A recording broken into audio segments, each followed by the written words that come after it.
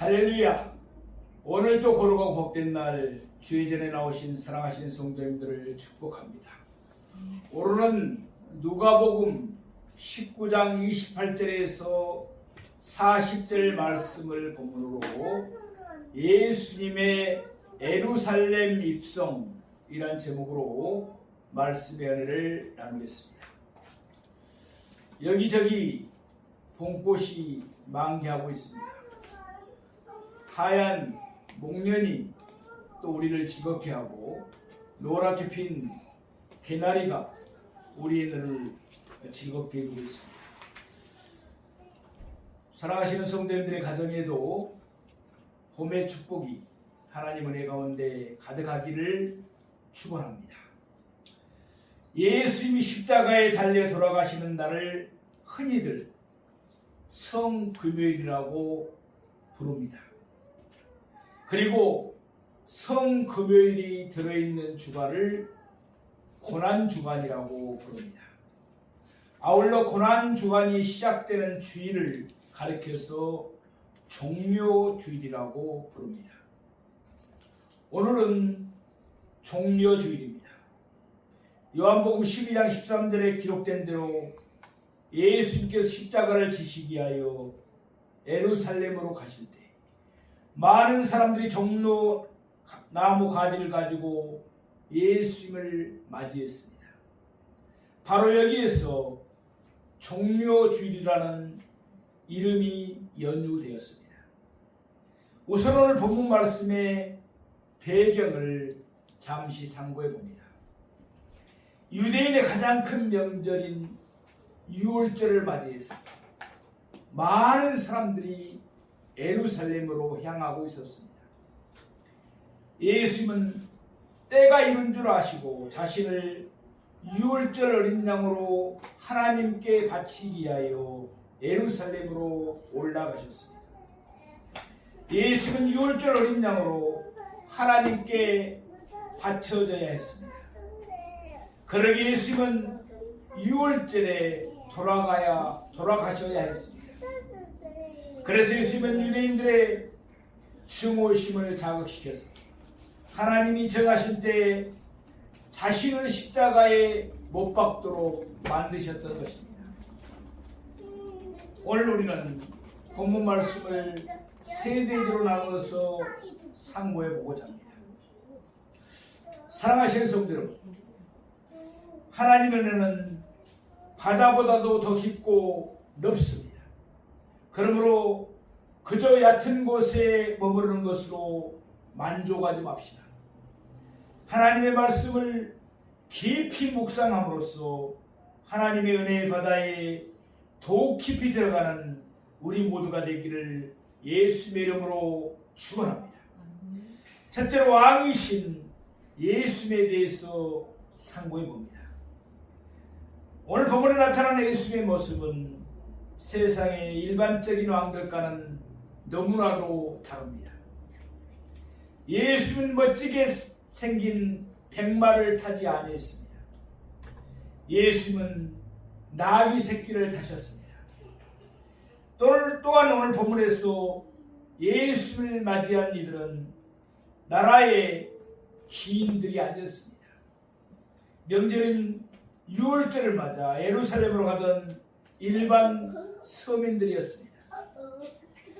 그럼에도 불구하고 예수님은 진실로 만왕의 왕이십니다. 우리는 오늘 본문에서 만왕의 왕이신 예수님의 위엄과 존귀를 볼 수 있습니다. 이는 이 세상의 어떠한 왕들도 아니 이 세상 모든 왕들을 합쳐도 감히 따라올 수 없는 위엄과 존귀입니다. 오늘 본문 누가복음 19장 28절 29절 말씀을 함께 보시겠습니다. 예수께서 이 말씀을 하시고 예루살렘을 향하여 앞서서 가시더라. 감람원이라 불리는 산 쪽에 있는 벳바게와 베다니에 가까이 가셨을 때 제자 중 둘을 보내시며 아멘. 예수님은 자신의 때가 이르렀다는 것을 아셨습니다. 그래서 오늘 본문 말씀대로 예수님은 예루살렘을 향하여 앞서서 가셨습니다. 예수님 자신이 이 땅에 오신 목적, 곧 자신을 유월절 어린 양으로 하나님께 바치는 목적을 이루고자 하셨던 것입니다. 이제 예수님은 예루살렘에 가까이 오셨습니다. 예수님은 감람원이라 불리는 산 쪽에 있는 벳바게와 베다니에 가까이 가셨습니다. 이들 두 마을은 예루살렘으로부터 동쪽으로 약 2-3km 정도밖에 떨어진 곳에 위치한 작은 시골 마을들이었습니다. 감람원은 말 그대로 감람나무 곧 올리브 나무들이 자라는 곳이었습니다. 벳바게의 뜻은 무화과의 집입니다. 베다니는 대추나무의 집이라는 뜻입니다. 이들은 모두 나무 열매의 이름에서 나왔습니다. 예수님은 두 제자를 맞은편 마을로 보내셨습니다. 지금 예수님이 베다니에 계신다면 예수님은 그들을 벳바게로 보내신 것입니다. 누가복음 22장 8절에서 예수님은 베드로와 요한을 보내어 유월절을 준비하도록 했습니다. 따라서 아마 이때도 베드로와 요한이 보내졌을 것입니다. 우리를 보면 누가복음 19장 30절 31절 말씀을 보시겠습니다. 이르시되 너희는 맞은편 마을로 가라. 그리로 들어가면 아직 아무도 타보지 않는 나귀 새끼가 매어 있는 것을 보리니 풀어 끌고 오라. 만일 누가 너희에게 어찌하여 푸느냐 묻거든 말하기를 주가 쓰시겠다 하라 하시니. 아멘. 예수님은 모든 것을 다 하셨습니다. 그때 예수님은 베다니에 계시면서도 맞은편 마을 벳바게에 있는 나귀 새끼를 환하게 보시고 계셨습니다. 그때 예수님은 그 나귀 새끼가 매어 있다는 사실도 구체적으로 알고 계셨습니다. 아울러 예수님은 아직 아무도 그 나귀 새끼를 타보지 않았다는 사실도 아셨습니다. 그러니까 예수님은 현재 일뿐만 아니라 과거의 일도 훤히 다 알고 계셨습니다. 그뿐 아니었습니다. 예수님은 아직 일어나지 않는 미래의 일도 알고 계셨습니다. 우리 오늘 보면 누가복음 19장 32절 35절 말씀 함께 보시겠습니다. 보내심을 받은 자들이 가서 그 말씀대로 만난지라 나귀 새끼를 풀 때 그 임자들이 이르되 어찌하여 나귀 새끼를 푸느냐 대답하되 주께서 쓰시겠다 하고 그것을 예수께로 끌고 와서 자기들의 겉옷을 나귀 새끼에 걸쳐놓고 예수를 태우니. 아멘. 두 제자는 예수님의 보내심을 받고 건너편 마을로 갔습니다. 가연 예수님이 말씀하신 대로 그곳에는 나귀 새끼가 매어 있었습니다. 또한 예수님이 말씀하신 대로 그 나귀 새끼는 매어 있었습니다. 그들은 예수님이 말씀하신 대로 매어 있는 나귀 새끼를 풀었습니다. 바로 그때 그 임자들이 그들에게 물었습니다. 여기서 임자들은 주인과 그의 가족들을 일컫는 말입니다. 어찌하여 나귀 새끼를 푸느냐. 모든 것이 예수님이 말씀하신 그대로였습니다. 두 제자는 예수님이 가르쳐 준 대로 주께서 쓰시겠다 라고 대답했습니다. 대화는 이것으로 끝이 났습니다. 더 이상의 설명이 필요가 없었습니다. 이 세상 모든 만물의 주인은 예수님이십니다. 그러니 만주의 주이신 예수님이 쓰시겠다 하는데 감히 그 누가 거절할 수 있겠습니까? 그러나 여기서 잠깐 그때의 상황을 생각해 봅시다. 예수님은 베다니에 나병 환자 시몬을 고쳐주었습니다. 뿐만 아니라 예수님은 베다니의 나사로도 죽은 지 나흘 만에 살려주셨습니다. 그래서 그때 베다니에는 예수님을 위한 잔치가 벌어졌습니다. 벳박이나 베다니나 둘 다 자그마한 시골 동네였습니다. 그러니 벳박의 사람들은 그때 맞은편 마을 베다니에 계신 예수님에 대해서 잘 알고 있었을 것입니다. 당연히 나귀 새끼 주인들도 예수님이 어떤 분이신지 익히 알고 있었을 것입니다. 제자들은 그 나귀 새끼를 예수님께 끌고 왔습니다. 아직 아무도 타보지 않는 나귀 새끼였기에 그 위에 안장 있을 리가 만무했습니다. 그래서 제자들은 자기들의 겉옷을 나귀 새끼 위에 걸쳐 놓았습니다. 그리고는 그 위에 예수님을 태웠습니다. 스가랴 9장 9절에 있는 말씀입니다. 시온에 따라 크게 기뻐할지어다. 예루살렘에 따라 즐거이 부를지어다. 보라, 내 왕이 내게 임하시나니 그는 공의로우시며 구원을 베푸시며 겸손하여서 나귀를 타시나니 나귀의 작은 것 곧 나귀 새끼이니라. 아멘. 이는 스가랴 선지자 예수님보다 이미 500년 전에 예언한 말씀입니다. 왕이신 메시아가 나귀 새끼를 타시기 위해서 예루살렘으로 가실 때 사람들은 그를 열렬하게 맞이할 것이라는 예언이었습니다. 예수님 바로 이 예언의 말씀을 그대로 성취하신 것입니다. 사랑하시는 성도 여러분, 예수님이 이 땅에 오신 것은 로마의 압제에서 이스라엘을 구원하시기 위함이 아니었습니다. 예수님은 자기를 대성물로 주어 자기 백성을 저희 죄에서 구원하시기 위해서 이 땅에 오셨습니다. 그러기 예수님은 겸손하게 나귀 새끼를 타셨습니다. 예수님은 만왕의 왕이요 만주의 주이십니다. 그럼에도 불구하고 예수님은 자신을 낮추셨습니다. 예수님은 죄인의 모습으로 십자가에 돌아가시기까지 자신을 지극히 낮추셨습니다. 우리를 구원하시기 위함이었습니다. 이와 같이 무한하신 예수님의 사랑을 생각하면서 예수님을 소리 높여 찬양합시다. 예수님을 위하여 즐거이 헌신합시다. 그리해서 날마다 예수님을 높이며 예수님을 영화롭게 하는 우리 모두가 되기를 만왕의 왕이시며 만주의 주이신 예수님의 이름으로 축원합니다. 둘째로 경배를 받으신 예수님에 대해서 상고해봅니다. 누가복음 19장 36절 말씀입니다. 가실 때 그들이 자기의 겉옷을 길에 펴더라. 예수님이 나귀 새끼를 타고 가실 때 제자들은 자기의 겉옷을 길에 폈습니다.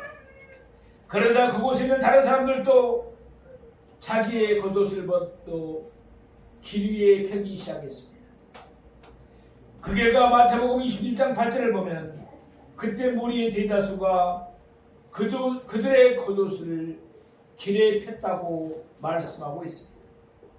사람들은 왕이신 예수님에게 복종하겠다는 뜻으로 자기들의 겉옷을 길에 폈습니다. 그만큼 그들은 왕이신 예수님의 나라가 이제 곧 그곳에 임하리라는 게 되리라는 큰 기대를 가지고 있었던 것입니다. 우리 누가복음 19장 30절 본문 말씀을 보시겠습니다.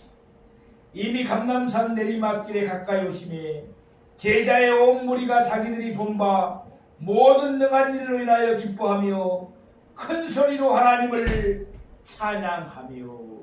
아멘. 이제 예수님은 감람산을 넘으셔서 감람산의 서편 내리막길 가까이 오셨습니다. 그곳에서는 예루살렘이 한눈에 밝히 들어왔습니다. 왕이신 예수님을 옹이하고 있던 모든 이들이 마음이 자연스럽게 뜨거워질 수밖에 없었을 것입니다. 그동안 예수님은 많은 병자들을 고쳐주셨습니다. 귀신들을 내쫓으셨습니다. 죽은 자도 살리셨습니다. 죽은 지 나흘이나 됐는데도 다시 살아난 나사로와 그의 누이들 마르다와 마리아도 분명 그때 그곳에서 예수님을 따르고 있었을 것입니다. 따라서 제자들은 그동안 자기들이 본 바 예수님이 행하신 그 모든 능한 일로 인하여 기뻐하며 큰 소리로 하나님을 찬양했습니다. 아마도 제자들이 먼저 선창하고 이에 따라 그곳에 있는 모든 이들도 다 함께 하나님을 찬양했을 것입니다. 본문 누가복음 19장 38절 말씀을 함께 보시겠습니다. 이르되 찬송하리로다 주의 이름으로 오시는 왕이요 하늘에는 평화요 가장 높은 곳에는 영광이로다 하니. 아멘. 그때 사람들이 예수님을 경배하며 찬송한 내용이 여기에 설명되고 있습니다. 먼저 그들은 예수님을 가리켜서 주의 이름으로 오시는 왕이라고 했습니다. 예수님은 하나님의 이름으로 오시는 왕이시기에 하나님의 모든 곳을 가지신 왕이라는 뜻입니다. 계속해서 그들은 찬송하기를 하늘에는 평화요 가장 높은 곳에는 영광이로다 라고 했습니다. 예수님이 탄생하실 때 천사들은 땅에서의 평화를 노래했습니다. 그런데 사람들은 여기서 하늘에서의 평화를 노래하고 있습니다. 그 이유가 무엇일까요? 예루살렘은 하나님의 도성입니다. 그런데 지금 예루살렘에는 평화가 없습니다. 로마 군인들에게 짓밟히고 있었기 때문입니다. 사람들은 왕이신 예수님이 로마 군인들을 무찌르시고 예루살렘에 평화를 주실 것을 기대했습니다.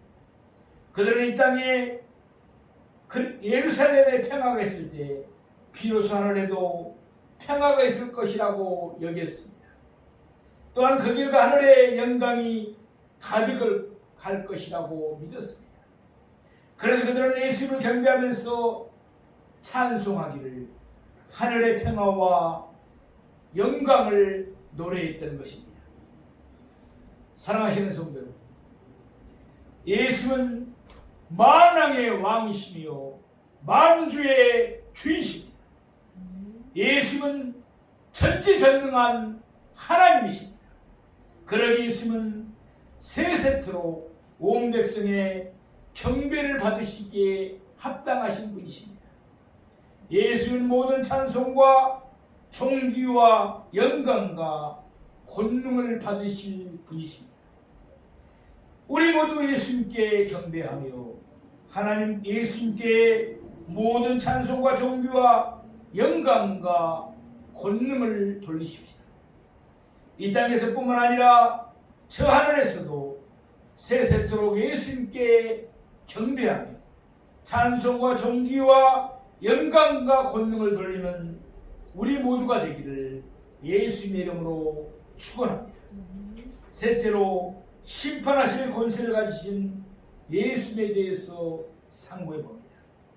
이 세상의 양들도 자기들이 다스리는 백성들을 심판합니다. 하물며 만왕의 왕이시며 만주의 주이신 예수님이야말로 더할 나위가 없습니다.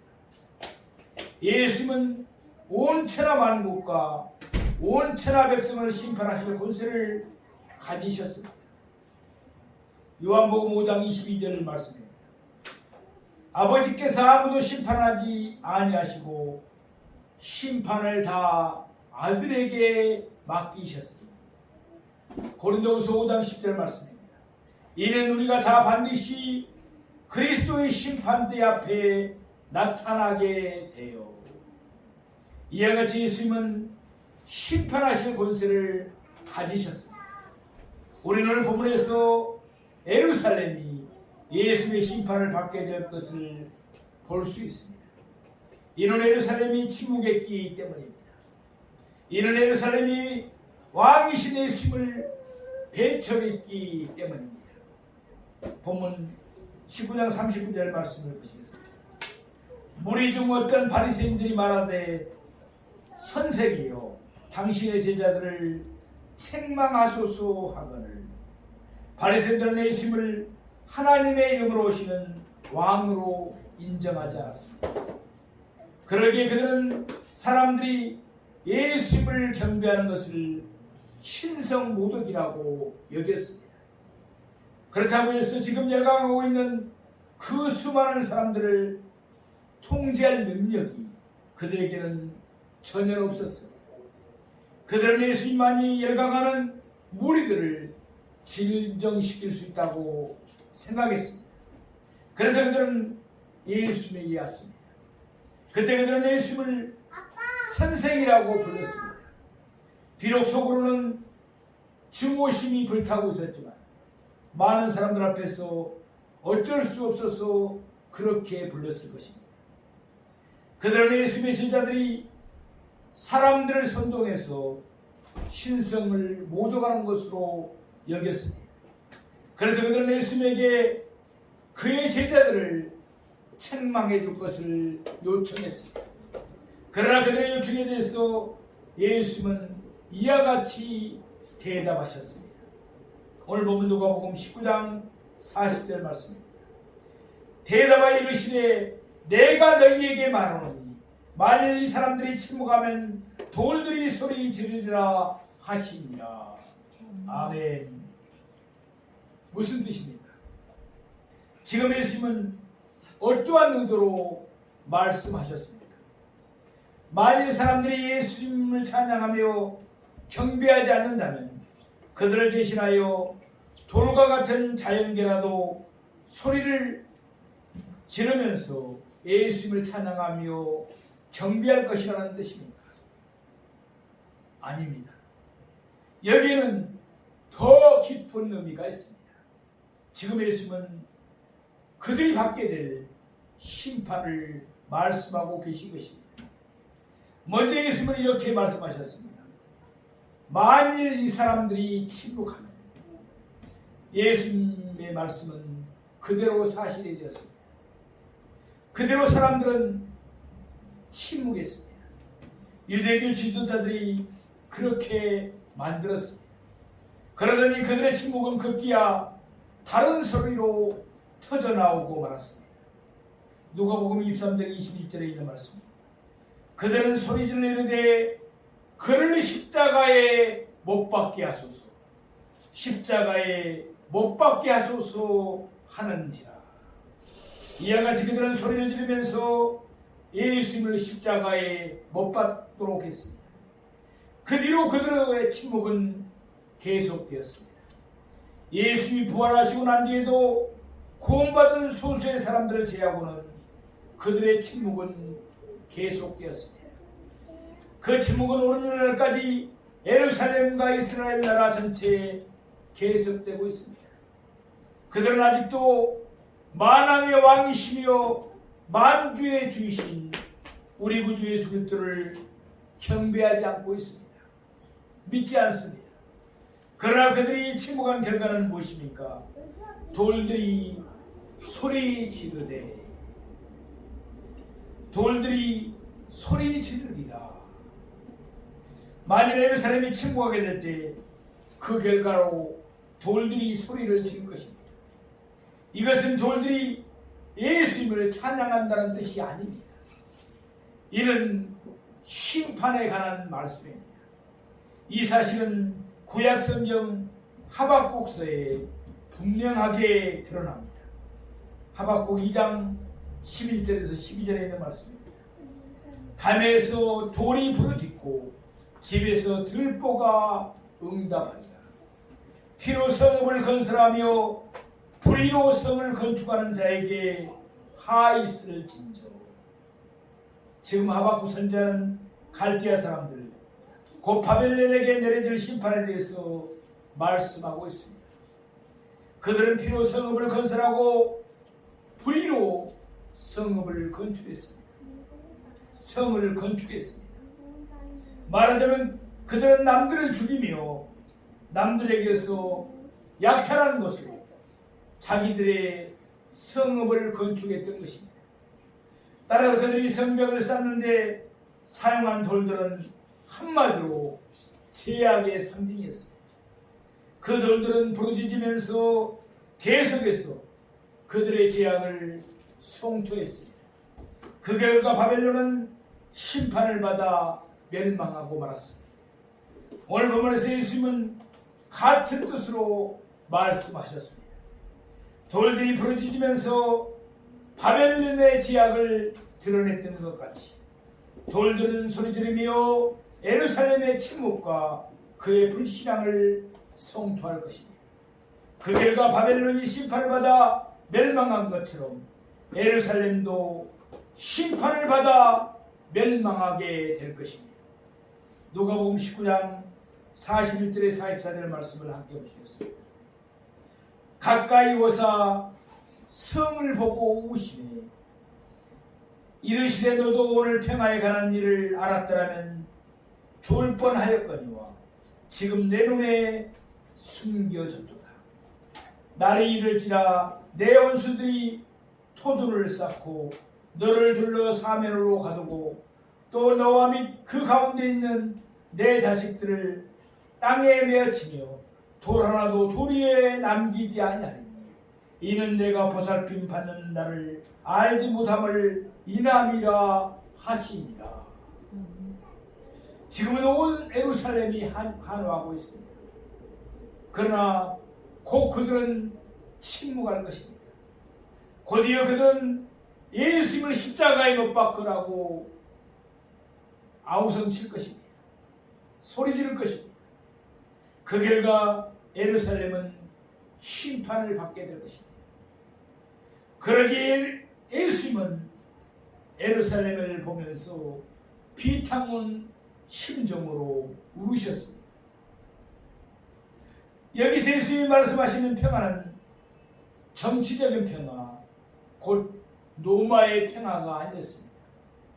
예수님이 주시고자 하시는 평화는 영적인 평화, 곧 하나님의 평화였습니다. 그러나 그들은 눈이 가려졌기에 그들은 예수님을 영접하지 않았습니다. 결국 예루살렘의 심판의 날, 멸망의 날이 이르렀습니다. 그로부터 40년 후인 주 70년이었습니다. 예루살렘은 그의 원수의 나라인 로마의 군인들에 의해서 멸망하고 말았습니다. 예수님의 말씀은 문자적으로 하나도 남김없이 그대로 성취되었습니다. 예루살렘이 침묵하며 예수님을 배척한 결과 예루살렘은 돌 하나도 돌 위에 남지 않고 무너져 내렸습니다. 이는 내가 보살핌을 받는 나를 알지 못함을 인함이니라. 예수는 예루살렘을 보살피시며 그곳 사람들에게 구원을 주시기를 바라셨습니다. 그러나 그들은 침묵했습니다. 그들은 예수님을 배척하고 예수님을 십자가에 못 박아 죽였습니다. 그 결과 그들은 심판을 받고 말았습니다. 우리도 침묵하면 돌들이 소리 지릅니다. 사랑하시는 성도 여러분, 우리의 왕이신 예수님에게 기쁨으로 경배합시다. 우리의 왕이신 예수님의 다스리심을 즐겁게 받으십시다. 그래서 공의로 우리를 심판하시는 예수님에게 늘 칭찬을 받으며 상급을 받는 우리 모두가 되기를 주님의 이름으로 축원합니다.